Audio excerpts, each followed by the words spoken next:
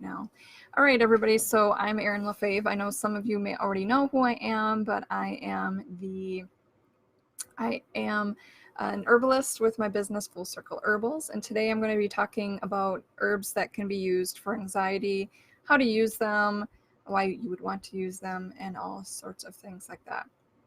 So if you're here, just let me know, say hello so I can see who's joined in. I've tried to tag some people to come in.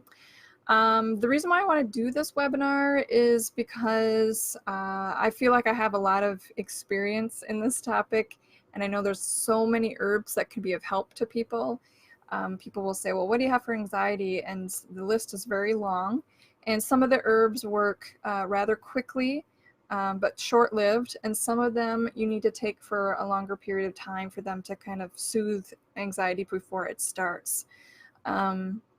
So my story started when I was very young. You know, I was having anxiety attacks, panic attacks when I was just a little kid, and I didn't really know what that was all about. So as I have my own kids, I'm very upfront with them about, you know, what the word anxiety means, what it feels like. And sometimes when they say, I don't feel good, you know, my stomach hurts, then I also, not only do I take into account what kind of physical illnesses they may have, but also you know, the mental, emotional part of anxiety too. And so I wished that somebody had explained to me when I was younger, you know, what anxiety was, what it meant, how to work with it. Just like we teach people how to work with anger and get, you know, help with our anger and our grief, sadness, and things like that. So yeah, I kept it a secret for a long time, and just found ways to cope with it, not really thrive with it, but cope enough with it so that nobody found out what was happening, because I was certain that if anybody figured out what was happening, they would put me, you know, in a room and lock the door and throw away the key, because it felt so crazy in my mind. It felt so strange and panic stricken, like the world was ending. And so it was physically a lot of work to keep that a secret. So it started out, you know, very random for me as a child. When I got into my teenage years, it happened a lot more, probably every day, couple times a day, 3 times a day. And so what I didn't realize was some of it was situational anxiety, where I had an anxiety attack in math class, and then every time I went into that math class, then I would get anxious again. Sometimes it would just be full-blown anxiety attack, but again, I was very quiet about it. I would draw or write to kind of help me through it, and journal. And so, yeah, it wasn't fun to do. But it also helped me to look for other options outside myself. Before the internet, what could you do to find answers? We'd go to your local library and start checking out books. So as a teenager, that's what I was doing. I didn't know what I was really looking for, but it really, I kind of got led somehow into the self-help section, and started to read about how people worked with meditation to help calm them and soothe them. And so through these books about how to be more relaxed and calm and in the moment and in present, I realized, hey, this what I'm going through isn't too strange. I mean, there's lots of people who have it, but yet it was still it seemed very taboo to talk about in society around people. And so, yeah, I just kept it a secret as much as possible. I just felt so like something was wrong with me, that if people found out about it, they would think I was very strange and weird and wonder why I couldn't just be happy. So I did start to find friends who were misfits like myself, and kind of hung out in that group of people who were quirky and unusual, and I felt like I fit in there because of this little secret I had. And it was met great friends, have friends to this day in this whatever I thought was quirky group. We were just very we were just, you know, ourselves, and had to be ourselves, you know, strange selves, because we had different things about ourselves, what was going on in our life, and just different ways that we related to the world for whatever reason. Now, I will say that I saw lots of people in my family who did not do well with the anxiety. I could tell, just through the stuff that I read and things, I could tell that people were self-medicating and self-soothing in ways that weren't helping. And the more I would talk to family members, just kind of getting little bits of information here or there, I found out my whole mother's side of the family, it really ran in that side of the family, depression, anxiety, things like that. And with depression and anxiety, it's hard to find one which part of it starts first. Do you have some depression that then turns into anxiety? Do you have anxiety that turns into depression? It can be difficult even for professionals when they're diagnosing people to figure out which one starts first. So either way, they kind of run into each other, and there's herbs to help with it. So yeah, I did not reach out for professional help with this until I was probably about 19 or 20. And by this time, it had taken a toll on me physically. I just did not feel well. I was always in some sort of constant pain, and I couldn't eat as much as I wanted to because I just didn't feel good a lot. I had a lot of nausea from just being anxious all the time. And so things didn't taste well to me. I didn't sleep well. By this time, I was now in college, and I was doing okay, but I was so stressed out. It was crazy, and I was working. Family stresses were happening. It was really not fun. And I remember very vividly that I felt like, how do people just go about their day and not worry about every single thing all the time? I was very hyper vigilant, always worried when the next stressing thing was going to happen. I felt like everything was against me, the world was against me, everything was stressful. When will it be easy? And it never felt like it was ever going to be easy. And I just remember thinking that, and I said it out loud to my boyfriend at the time, who's now my husband, how do people just do this? Just walk around like nothing's wrong and always relaxed. And he's just like, I think it's time you go talk to somebody about this. And so I did. And through a month or so, I think, out, I finally opened up to medical professionals about it. Because remember, I thought I was going to get sent to some room where they would lock away the key and never let me out again, because it just that anxiety really spins your wheels in strange ways. And they were just like, okay, well, here's some pharmaceutical medication that you can take, and this is going to help you. And so I was really leery about that. I didn't think it was going to help. And they said it's going to take a couple of weeks to kick in. And then I very vividly remember the moment where I was like, oh my God, I think this stuff is working. Because I actually was watching TV. Something funny happened, and I really felt like it was funny. And I remember eating some potato chips, and I was like, oh, I don't feel sick. I actually can eat and laugh. And I just felt a little bit more relaxed. And that's when I knew, okay, I really got to do something to make sure I live a life that's not just full of tension all the time.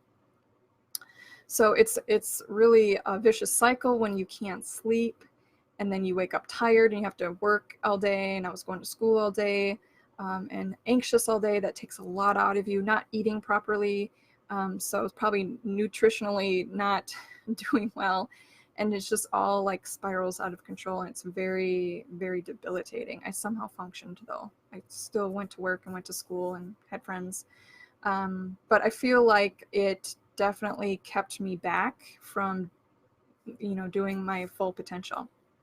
So what I learned over the years with the herbs, and again, I was scared of the herbs just as much as I was scared of the pharmaceuticals, because I was just kind of doing this stuff on my own at the time. I wasn't an herbalist. I was going to school for something in the natural resources management field, but it wasn't, teaching me how to use herbs at all. So I stayed towards things that felt safe. So I stayed towards herbal teas for a while, and I really didn't get too much effect from it, long-term effect. I just had short bits of relief. So when I was growing my herbs in pots, I, as like a teenager, and then when I had apartments and we could only grow things in containers, I just knew that I felt really good around the plants I had and some of the herbs I had. I would enjoy just, taking care of them. Smelling them was amazing. And that just helps. I knew there was something there that I needed to do. I knew that talk therapy and pharmaceuticals was not the only answer out there. And there was always breakthrough anxiety too, because these medications do help. They help kind of, calm the waters, but there's still work to be done. There's still stuff that's going on mentally, that chatter in your mind. And I knew that I had to work on all parts of it. So I will say that this is a very long story, and I'm really condensing it down because now I'm 38. And so I had years and years to talk with different counselors and professionals and read different things and try out different things. And what I learned is that there's different kinds of anxiety for me anyways. So I learned to sort of not try to run from the anxiety as soon as it happened, but try to just sit for a little bit to figure out, okay, what just happened? What's been going on today that maybe stressed me out? What am I telling myself up in here? And how am I physically doing if I've been sleeping, eating, and things like that? So when I started to learn more about that, I realized that there was certain things that happened that triggered my anxiety. Therefore, there was different tools I needed to use to help it. So I have found out that, of course, anxiety is stress related.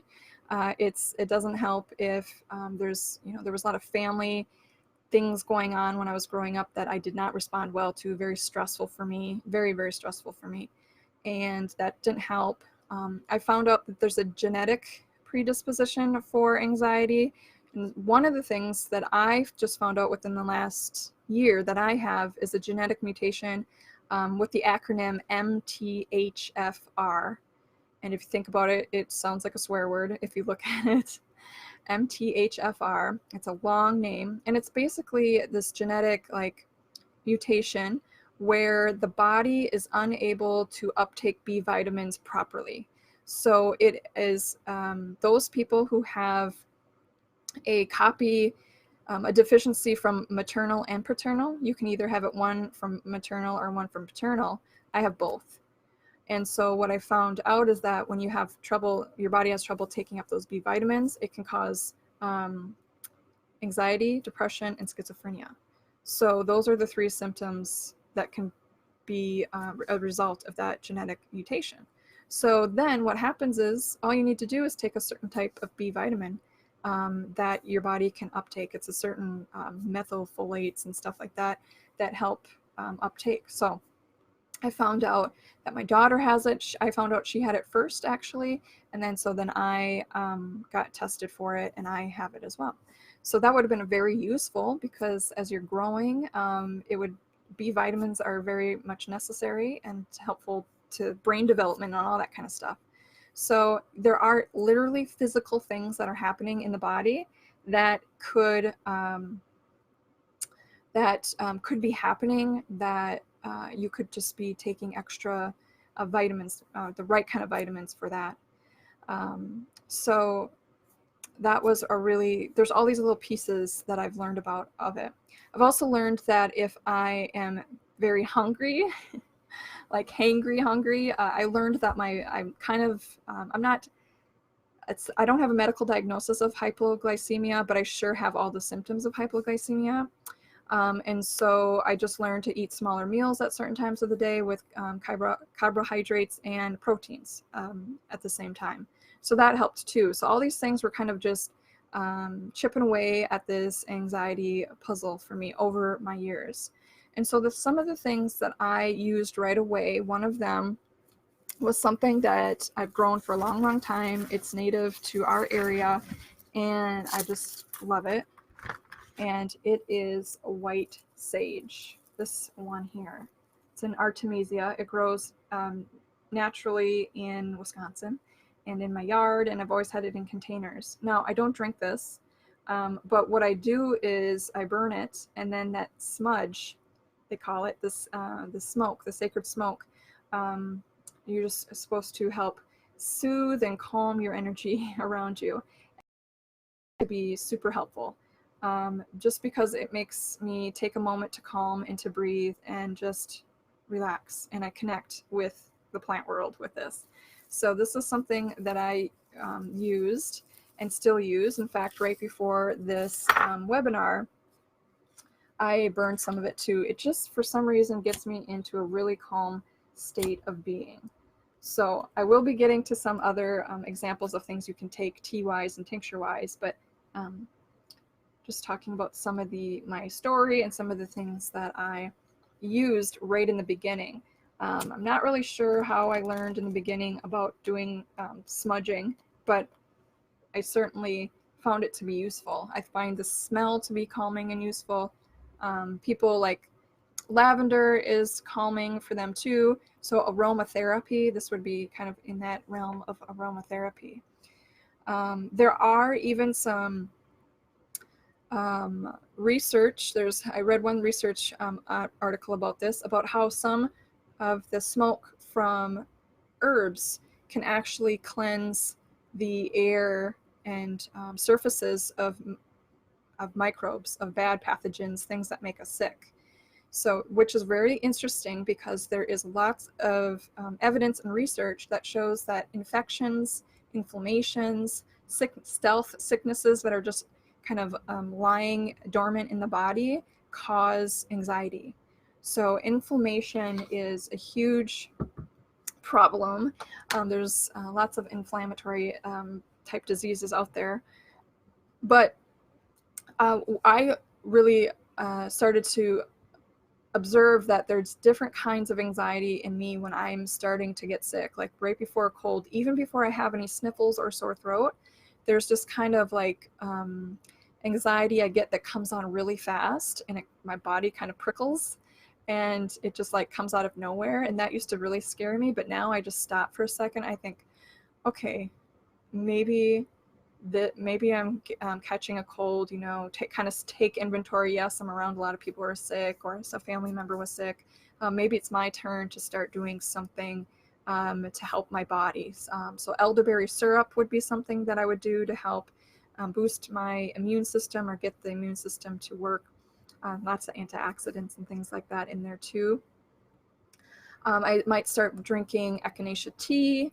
That's another one that's very potent, very antimicrobial, kind of helps to take care of things like, is it a bacteria that I have, a virus that I have? Well, I'm going to take something that seems to help lots of things. So there's a whole, we could do lesson upon lesson on different kinds of herbal antibiotics, herbal antivirals, but there is a certain sensation that I feel when I'm potentially getting ill. So it's interesting to note that anxiety can be like an alarm system in the body, and it's just letting us know something's wrong, and it's our job to figure that out, which can be really confusing and annoying, but got to do what we got to do. So not only was I working on the mental stuff, the emotional stuff from that stressful childhood situation that I was in, it was really a multi-pronged approach to dealing with the anxiety, and I found that to be the best. I have some family members who will only do pharmaceuticals, and then they don't address anything else. They don't address anything physically, mentally, emotionally, spiritually, whatever. And I've just noticed from observing friends and family who do it only by pharmaceuticals, it doesn't seem to they don't seem to level out for very long, and then they're trying a new medication. And fortunately for me, I've been on one kind of medication since, for like 20 years. I would like to try to one day wean off of it and see what would happen, but under medical advisement, of course. But right now, I do all of them. I am on a very low dose, which is helpful to be on a low dose and not have to ramp up all the time and get to a level where you can't go up anymore. So I really think that's a success, to be on the same pharmaceutical as long as I have been on a very low dose, and then being able to manage in other ways and thrive in other ways too. So I'm not an herbalist that poo-poos pharmaceuticals. I really think they all can be useful in their own ways. So I'm talking about things that I'm using today. I'm going to talk about things that I'm using that are also with pharmaceuticals. So yeah. So what I was going to go somewhere with that. Probably went on a tangent. So the smudging is good, and I was talking about infections.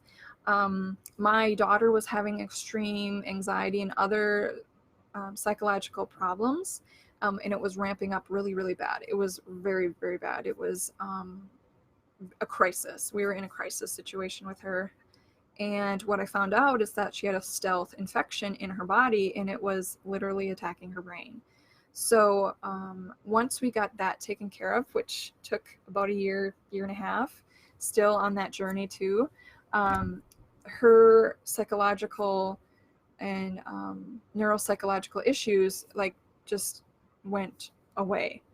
It was remarkable to see a child with severe obsessive compulsive disorder turn around within about a year, and only because we addressed the infection that was going on in her. And also other autoimmune system that's going on in her that we're still trying to get, get it to a good test result, but still we're thriving now, we're doing really well. And just because she doesn't have any of those outward symptoms, we're still trying to make sure that her body is healing in the right way it needs to. So that's why I'm talking about the infections and the inflammation in a body, because there's so much research coming out now, and that has been done, that shows that inflammation can cause the depression, and the inflammation is a cause of the anxiety. And so, what is causing the inflammation? Again, it could be an infection, Lyme's disease. Lots of people live with some tick-borne diseases that aren't completely gone. They're just kind of living in there. Just a lot of the ways that we eat, I think, can cause our bodies to have that inflammation too. So I actually went gluten-free about a year and a half ago, and I found that helped too. So it's kind of like an onion. I just keep taking these layers away, and it helps reduce the anxiety a lot. And I go through much longer periods of time without, the panic attacks and anxiety attacks. Then each time that I find another tool, it's just like it makes it better. Now, I do go through periods of it and of the, intense anxiety. And what triggers that? For me, it's lack of sleep. I've had 2 kids, and so it was with having 2 infants. It was the first infant when I was really like, I have a different kind of anxiety when I'm sleep deprived. It just feels different. It is more of it's just different.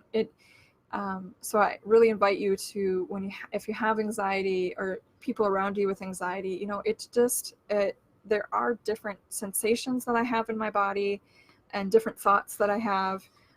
So I can get kind of very emotional and feel like nothing's working right. I drop a lot of things when I'm exhausted and sleep deprived, and I feel like I can't make anything right. Everything's always falling down and everything like that. Very klutzy, and I feel just very emotional. And I get to a point where the panic just literally puts me in bed. And I think that's one of the ways that our bodies are trying to get us to get better, is to literally be like, okay, we're crashing you down now. You can't even stand up anymore. You need to go lay down. So I've just been learning to really listen to my body and understand what kind of messages it's giving me, so that I can, not get it to a point where I feel like I'm in a panic attack or, a crisis like that. So it's just, these are things that I think everybody should be learning as they grow up, is to listen to their body, be able to rest when they need to, realize if they're starting to come down with a sickness, and be able to express themselves, when they're stressed, especially as children, so that they can understand what is happening at that time. So those are some of the things. I started out with growing herbs because I wanted to learn more about them. Just drinking herbal teas that I would find at the grocery store. Sleepy time tea was one of my go-tos at the time. Delicious tea. And I thought, well, it doesn't seem to be like fixing anything really fast. I'm still having symptoms, but I realized it became a nice little ritual to calm down at the end of the day, like make my cup of tea. I noticed it started to it's like a signal to my body. Okay, we're going to be going to sleep now. This is part of it. And so the thing I wish I would have known at the time was that if you want an herbal tea to work at a medicinal level, it's suggested that you take like 3 cups of that herbal tea throughout the day. So you have to take it a little bit more. You can't be just taking an herbal tea, a little bit here and a little bit there. Typically, if you want more of a therapeutic dose of it, typically it's like 3 cups throughout the day, or a strong brew of the tea. Sometimes I really steep my tea for a long time, or put a couple bags or tea bags in it, or a couple scoops of loose leaf. Like this is loose herbals right here. Got some chamomile flowers right there. That's one of my favorite nervines. That's for calming and soothing. It's gentle but effective, and so even in children's formulas for herbs or tinctures, very often you'll find chamomile in there. So it helps to relax people, and it's delicious. It's really good tea. And tinctures are usually made with alcohol, and they can also be made with vegetable glycerin. Vegetable glycerin is a great alternative for a tincture when you're working with kids. If you have kids, if you're a person that that avoids alcohol, then you're looking for a vegetable glycerin tincture. It's sweet, it's warming sensation, and it is also a great preservative. So there's some great glycerin tinctures out there. Herb Farm is a company that sells glycerin tinctures, sometimes called glycerites. So Herb Farm, I'm just putting it here, herbfarm.com. They have a website, so that's a great company to get tinctures from. They have lots of different kinds of tinctures in there too, for anxiety and for things like that. Now, here's a lesson about herbs that you may have noticed, but any type of herbal product isn't going to say this is for anxiety. They cannot, herbalists such as myself and herbal companies, they cannot treat, cure, diagnose, or prescribe. So any language that sounds like that, you can't do that. So they're going to say stuff like soothing anxiety, or make a creative name for it. So lots of creative names out there to give you enough clue of what it could maybe be used for, but not completely suggesting it.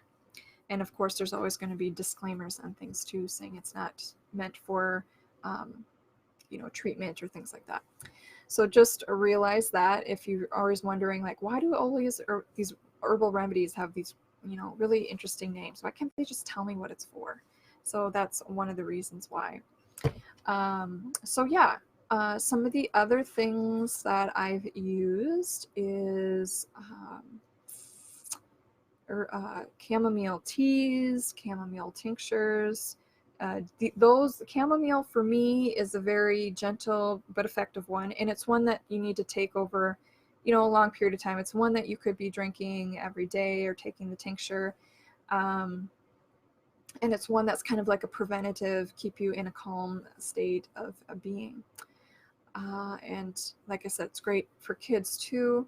Herbal tea is kind of fun to make for them. Add some peppermint to it to make it really tasty if they like that.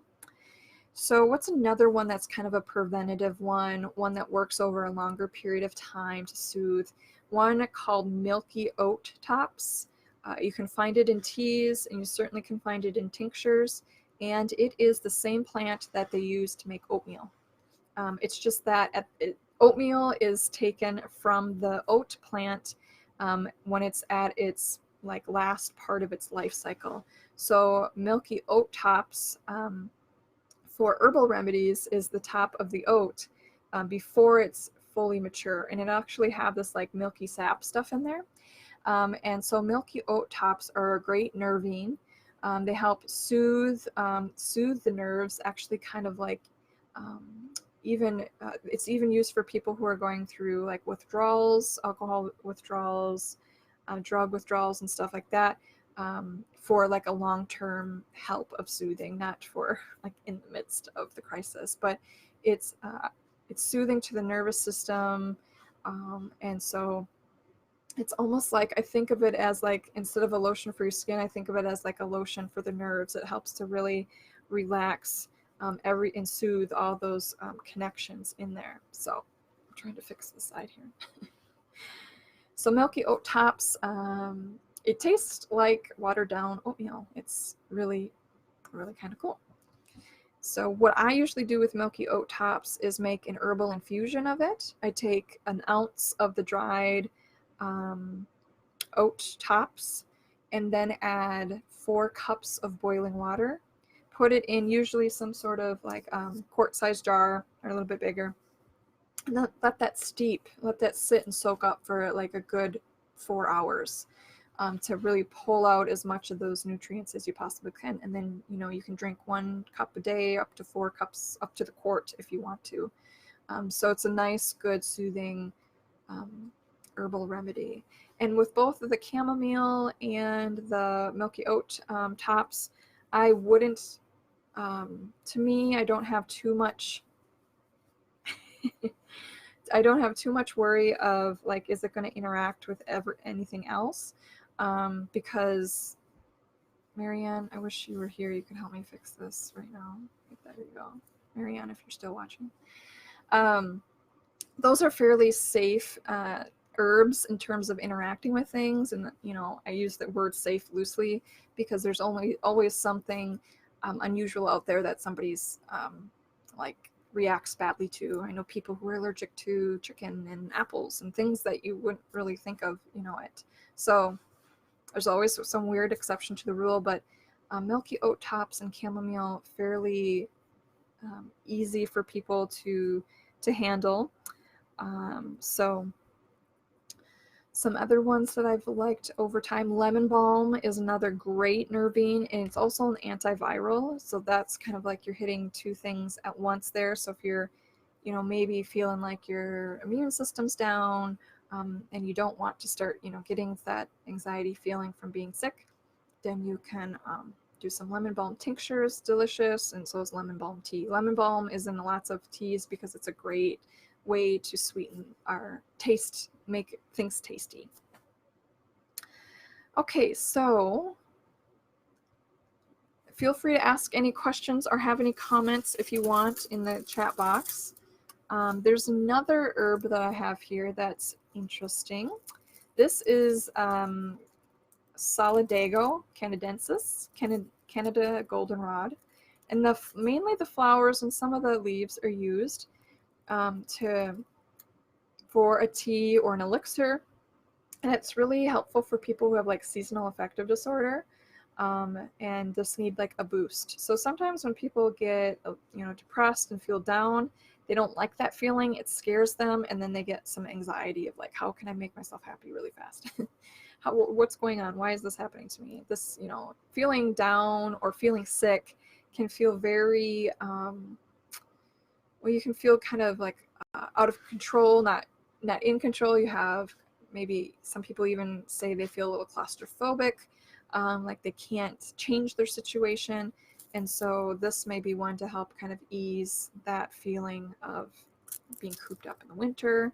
So, and also goldenrod does have some like antimicrobial properties of it too. So it's interesting that a lot of these nervines, these lot of herbal remedies for nervines also have antimicrobials in them. And so it kind of, there's just like something going on there. Is there that anti-inflammatory capacity going on too to help the body as well? Most herbs have more than one used to them anyways. So it's almost like the body will just use that herb for whatever it needs to be at that time. It's kind of like taking an ibuprofen. Your body, there's a process where your body figures out where to use that ibuprofen so you can get rid of the pain in your knees, toes, nose, whatever it's going to be. Okay, and then, so what do you do if you're like really in the anxious mood and you don't have time to take, some of these things for a long period of time? Here are some suggestions. There's a tincture called passion flower. Passion flower is a beautiful flower. So anything with passion flower in it would be an option for if you're having kind of like that anxiety right now. I like passion flower for when I have lots going on and my mind can't seem to stay on one task at a time. It's kind of jumping all over. Want to get everything taken care of right at that moment. And that just doesn't happen. I'm not an octopus. I don't have arms that I can stretch around and work on 5 projects at once. So I've noticed that passion flower tincture just kind of slows that thought process down a little bit and just kind of like relaxes the body enough to just realize, oh, I'm okay. I don't have to fix this right now. I don't have to get everything done right now. And it kind of helps to slow down. I don't notice any feeling of tiredness on this because that's kind of the downfall of some of the nervines, pharmaceutical nervines, things that bring down that anxiety fast. They also have a tendency to be very sedative and make people sleepy and tired. But with passion flower, I have not noticed that sensation. I haven't noticed that with lemon balm, chamomile, or milky oats tops. Any of those I haven't noticed feeling too like sleepy or groggy with them. So passion flower tincture is great, and it's also found in different herbal tea remedies too. Let me check my notes here. So let's see. Catnip. Catnip is nice. Catnip is a real relaxer too. Great one for children or anybody with a very sensitive system, who takes things and they seem to work too well, too fast. But catnip is, that's one of the herbs when I learned about it, I was like, really, catnip? I thought only cats could take it. And I was really leery of taking it. I thought, this is really strange. But catnip is really gentle and effective. And it is very easy to find. It's easy to grow. You can dry your own, have your own catnip tea if you want. It doesn't have like it's in the mint family. It doesn't have a minty flavor. It's more of a skunky flavor to smell. But you can certainly add other things to it. Chamomile, elderberry tincture to sweeten it up and things like that. But a lot of these herbal remedies can be in tincture form. This usually tinctures come in a bottle like this.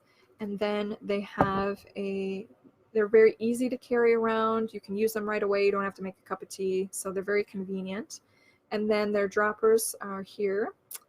And usually you take anywhere from, well, sometimes I only take a couple drops of mine, but 10 to 30 drops, it just depends. So start low and go slow. Start trying it out before you're in a panic so that you know how much you need to take. This is got ginger, fennel, lemon balm, and vegetable glycerin. It's one of my tummy love tinctures that I used for tummy upset. But it's got lemon balm in it too. That's another thing is anytime tummy upset happens, I've noticed my anxiety does not do well with that either. Which has been useful for me to realize because now when I get an upset stomach, or I kind of get anxious. There's times where I've been anxious and I'm like, oh, I'm gonna my stomach is doing something. And then lo and behold, within an hour or two, like in the bathroom doing stuff. So tummies can be, there's lots of stuff going on in our guts in the microbiome of it. So I think that that's a whole part of our health care that we're going to find out more and more about and how great it is to figure that out in our system, because it has a lot to do with what's going on in our brain. 80% of serotonin, the stuff that makes you feel calm and happy, is made in our guts. And then our body, uses it. And some of the SSRIs that are out there, a lot of antidepressants and anti-anxiety type medications, or SSRIs, just meaning it uptakes that serotonin. It helps your brain hold on to the serotonin longer. And so it doesn't make serotonin, it helps your brain hold on to it, the certain receptor sites to hold on to it longer. So if we support our guts, our GI system, give our bodies probiotics, prebiotics, and all that kind of thing, then our bodies can do what they need to do and help reduce that anxiety. There's lots of things that can live in our guts that can cause anxiety, like H. pylori can be a problem. And then, once you get that stuff balanced out in there, the good, the bad, the ugly, in your GI system really balanced out, then it's potentially that your body's going to have more serotonin to help you out with that way too. So as I learn about myself and my anxiety, and then I find things in research and in treatments that actually verify it, I'm like, okay, this makes sense now. And the more I know about the anxiety, the less anxiety I have about the anxiety. Because that was part of my problem as growing up, was that I had so much anxiety that I was going to have another panic attack, or what if I feel anxious over there? What if somebody realizes I'm having a panic attack? Like, I just had so much anxiety about the anxiety. So once I realized that this is something that can actually be useful for me and help tell me that, I'm working too hard, haven't had enough sleep, I'm pushing myself to do too much, then now that I know that, it's so much nicer for myself. Proactive on these things. All right. Looking at my list here to see which ones I want to go into next. I talked about some things. Oh, so what can you do for straight up like panic attacks or in the middle of a freak out session? Not a fun place to be. To get your body to come back down from that adrenaline rush, which is basically what's happening. Your body feels like it's in some sort of panic situation, and it feels like it wants to run or fight or scream, or hide, or all these different things, and it's so confusing because there's nothing around you that you're really freaking out about. Like, of course there are certain situations that are crisis situations that do cause that to happen, and what can you need to calm down eventually, no matter what kind of crisis situation you're in. Of course, can be helpful in certain times, but so one of the things that can be used, passion flower could be used. It's just you would have to take a higher dose of it. And some of these things are taking like every 15 minutes, 30 minutes, until the symptoms subside. And one of the ones that can be pretty powerful is motherwort tincture. Now, 2 cautions with motherwort tincture. It is also an emmenagogue, which means it can start menses. But typically you've got to be taking quite a high dose of it for a long period of time, or a low dose of it for a long period of time too. But basically you're taking it consistently for, let's say, a week. And it could start a woman's menses, or if she's pregnant, it could start labor too. So, preterm labor. So just something to keep in mind. Again, it has a lot to do with the dose, but if you're just using it randomly once in a while for, kind of an attack, it's typically should be okay with that. So the second caution would be that it can lower blood pressure a little bit. So if you're more on the, healthy side of low blood pressure, or even, past that and considered, having low blood pressure, motherwort may make you feel like you have even lower blood pressure. So something to keep in mind with that. But it's been lots of people that I know that use it, really love it. I've tried it a few times and I have the lower end of blood pressure, so I kind of get lightheaded from it. But it lasts it's very short acting. So, which is a good thing, because if you find, hey, I don't like the feeling of this, it's not going to last for hours.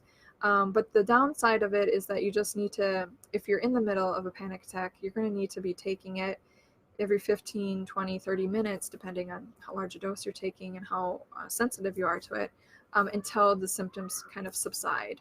So just keep that in mind, that if you just take a couple drops and you're like, it's not working, it just may mean you need to take some more, take a higher dose. And so that's why I suggest trying these herbs out before you're in a crisis, so you kind of know how your body's going to react to it. Let's see, what else can we use for in the moment? Skull cap is another herb that's really great for anxiety. Another one that shouldn't make you feel too, it's not known to make people feel very tired or groggy or anything like that. It's actually one known to kind of keep you alert while keeping you calm at the same time. So you may be thinking, well, which one is for me? Which one should I use? And it can be kind of a trial and error thing. I realize that some of these tinctures and teas, it's kind of pricey to be able to try them all. But you can also just try them gradually over time. You could also get some herbal teas that you share with others. They get one kind, you get another kind, and you share them. You could do that with tinctures too. You could buy a tincture and then get another extra empty bottle and share it with somebody and swap that way. You could grow some of these things on your own as well. If you're really looking for somebody to kind of guide you through that process, I do. I also do herbal coaching too, just literally just like coaching you through the process of what to try for your situation, and some of the other herbal, some other wellness goals that you have. I can kind of, with talking to people about what kind of anxiety they have, where they feel it in their body, I can usually get a pretty good finger or pulse on which direction they should go with some of these herbal remedies. So I'll be assist you that way too. Let's see what else. One more. I'll talk about one more herb here. One of them is nettles. Now, nettles is not known to be a nervine. It's not usually called a nervine. But what I like about the nettles is nettle tea, a really strong nettle tea, has a lot of nutrients in it. And what I like about the nettles is that if you have some kind of nutrient deficiency happening, you're having a hard time, maybe you're getting nauseous. Remember I said sometimes I'd get nauseous when I had a long-term, like generalized anxiety that just wouldn't go away. It was hard to eat. Then at least you're getting some of these nutrients from the nettles, because there's so high in all sorts of vitamins, minerals, micronutrients, things like that. Even iron is in there. It's even better than spinach in some ways for the nutrients that are in there. So nettles can be one kind of that almost like a multivitamin, making sure you're getting all those things that you need in your body that may be depleted, because if you're depleted in something and you get tired and then you have anxiety that's making you tired and it all just coalesces, it's not very fun. So nettles, nettle tea is pretty easy to find these days in the stores. You could do a nettle tincture as well if you weren't looking to have so much tea. And also a nettle infusion, very similar to the milky oat tops that I recommended, that I suggested. The nettles is the same way. You take an ounce of the dried herb and then pour in 4 cups of boiling water and let nettles steep for like 8 hours or overnight. And you get this thick, not thick, but it's very dark green, almost black sometimes looking tea. Strain out the herb out of there and you've got this really nutritious type of nourishing infusion, it's called. You could put it in your soup even. You could make soup with it. Just as long as nettles is dried and or cooked, it doesn't have that sting. It has really nutrient dense. So I've explained a lot. I hope something here resonated with you so you could use one of these tools. If you're looking to learn more about some of these herbs that I talked about, I do have an e-course on herbs to soothe anxiety, and I'll put up a link to that soon. But what you're, oh, here it is. Actually, I can grab the link right now. So what you get with that is you get 2 pre-recorded lessons. As soon as you purchase this, you will get instant access to these 2 pre-recorded lessons. They have handouts and slides for them as well. And then on December 23rd, I'm doing a live lesson at 7 p.m. Central Standard Time on the 23rd, December 23rd. And we'll go through more herbs, and I'll tell you even more things that I've tried and why I've tried them, and more things that I've learned about anxiety along the way. So if you're interested in that, I just put the link there. It's just a one-time payment of $49. And so, yeah, you have access to those videos for, as long as this website exists that I have, this e-course site. And like I said, we'll do a live lesson on the 23rd, which will be recorded, and the replay will be put in that e-course site that you have access to as well.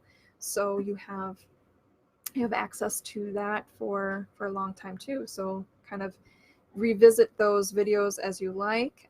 And then on that 23rd live webinar that I'm doing, you can that'd be perfect time to do Q&A in there too. So if you have any questions about the herbs that I've mentioned, or want to kind of talk about something that you can try, that would be a great time to do that. So that's what I have to offer to you if you want to learn more about herbs to soothe anxiety. Could certainly gift this to somebody as well if you're thinking there's somebody that might benefit from learning about these herbal tips. So certainly could get them into that e-course, or just let them know that I do have that herbal coaching where I help people along. So those are the suggestions I have today for this webinar. Thank you so much for the people that joined in. I would love your feedback if you have any, or to hear about your experience on what's worked for you over the years, or what you're going to try since watching this little lesson here. So let me know in the comments, or send me a private message if you want to comment that way too. So I really appreciate everybody who joined in, and anybody who's watching the replay, I'd like to know if you're doing that as well. So if you have any questions about the e-course that I have, or the herbal consultations, or herbal coaching, you can certainly ask me those later on as well. So take care, everybody. I hope you have a great night or day wherever you are in the world. So take care. Bye-bye.